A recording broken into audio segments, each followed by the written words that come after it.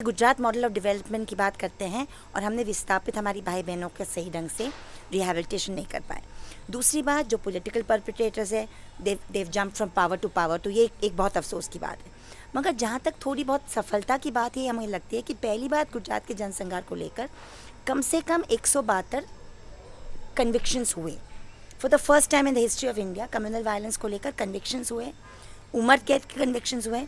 जहाँ तक हमारा संगठन इन्वॉल्व था, उन केसों में हमने जानबूझ के सजाए मौत की सज़ा नहीं मांगी और अभी भी अपील जारी है। सबसे ऐतिहासिक केस जो है ज़किया जाफ़री का केस, वो आज भी गुजरात हाई कोर्ट में चल रहा है। तो ये चंद बिंदु है ये संघर्ष को लेकर जो आगे भी आते रहेंगे, चलते रहेंगे। ज़किया जाफ़री का केस एक ऐसा केस है जो कि पूरे देश में बेहद चर्चित केस है। ज़किया जाफ़री के संघर्ष को आप किस तरह से देखते हैं? देखिए, एक तो होता है कौमी हिंसा या कौमी दंगा जो दो ग्रुपों के बीच में होता है। गुजरात का जनसंहार ये था कि 300 इंसिडेंट हुए, कम से कम 14 जिले में ये इंसिडेंट्स हुए। एक पैटर्न था हिंसा में, एक प्रेपरेशन था बिहाइंड द वायलेंस, और ये सब मुद्दे को लेकर ज़किया जाफ़री और citizens for justice and peace जो हमारी संस्था है, उन्होंने बहुत ही बारीकी से सबूत इकट्ठे किए। सबसे पहले जनवरी 2006 में एक कंप्लेंट फाइल की गई पुलिस के सामने कि आप साजिश की एक FIR 61 आरोपियों के खिलाफ, मुख्यमंत्री से लेकर एडमिनिस्ट्रेटर्स, पुलिसमैन, विश्व हिंदू परिषद और बजरंग दल के लीडर्स के खिलाफ आप दर्ज करो। नहीं हुआ, फिर हम हाई कोर्ट में गए, उसके बाद हम सुप्रीम कोर्ट में आए। सुप्रीम कोर्ट में सुनते प्रिलिमिनरी इंक्वायरी होते होते कागजात निकलते फिर प्रोटेस्ट पिटिशन करने का अधिकार ज़किया जाफ़री को दिया गया जब SIT ने क्लोजर रिपोर्ट फाइल किया।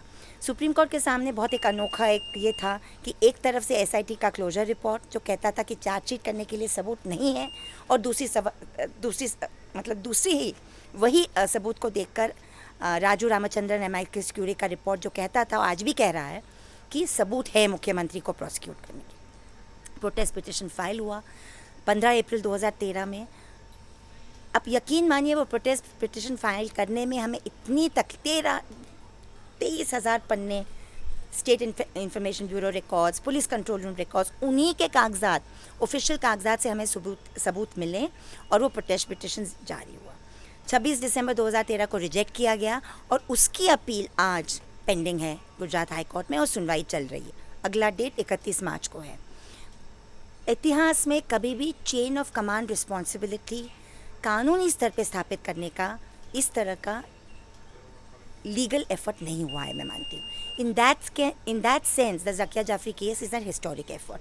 The evidence is powerful, the evidence is systematic, the evidence pins enough evidence at least to prosecute. उसका फिर बाद में conviction होगा कि नहीं, वो depends on the trial.